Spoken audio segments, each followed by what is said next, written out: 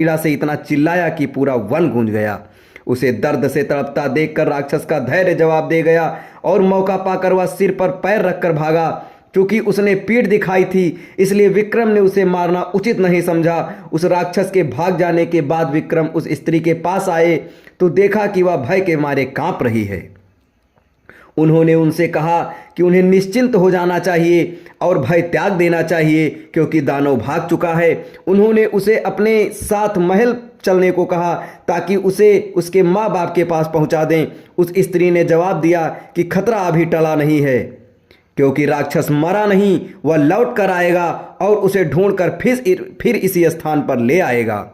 जब विक्रम ने उसका परिचय जानना चाहा तो वह बोली कि वह सिंहुल द्वीप की रहने वाली है और एक ब्राह्मण की बेटी है। एक दिन वह तालाब में सखियों के साथ नहा रही थी, तभी राक्षस ने उसे देख लिया और मोहित हो गया। वहीं से वह उसे उठाकर यहाँ ले आया और अब उसे अपना पति मान लेने को कहता है। उसने सोच लिया है कि अपना प्राण दे देगी, मगर अपनी पवित्रता नष्ट नहीं होने देगी। वह बोलते बोलते सिसकने लगी और उसका गला रूंध गया। विक्रम ने उसे आश्वासन दिया कि वे राक्षस का वध करके उसकी समस्या का अंत कर देंगे और उन्होंने राक्षस के फिर से जीवित हो जाने का राज पूछा। उस स्त्री ने जवाब दिया कि राक्षस के पेट में एक मोहिनी वास करती है, जो उसके मरते ही उसके मुंह में अमृत डाल देती है। उसे तो वह जीवित कर सकती है, मगर उसके रक्त से पैदा होने वाले दूसरे राक्षस को नहीं।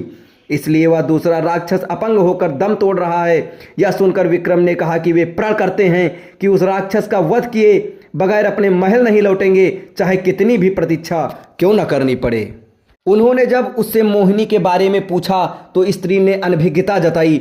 विक्रम ने एक पेड़ की छाया विश्राम करने लगे, तभी एक सिंह झाड़ियों में से निकलकर विक्रम पर झपटा।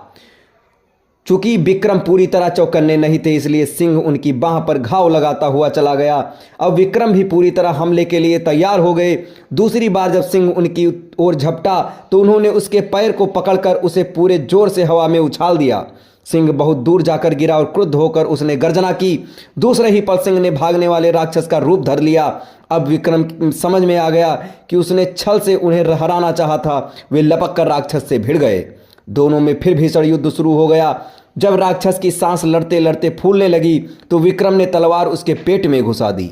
राक्षस धरती पर गिरकर दर्द से चीखने लगा। विक्रम ने उसके बाद तलवार उसका पेट चीर दिया।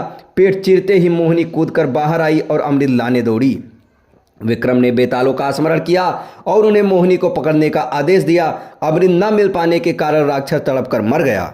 मोहिनी ने अपने बारे में बताया कि वह शिव की गणिका थी।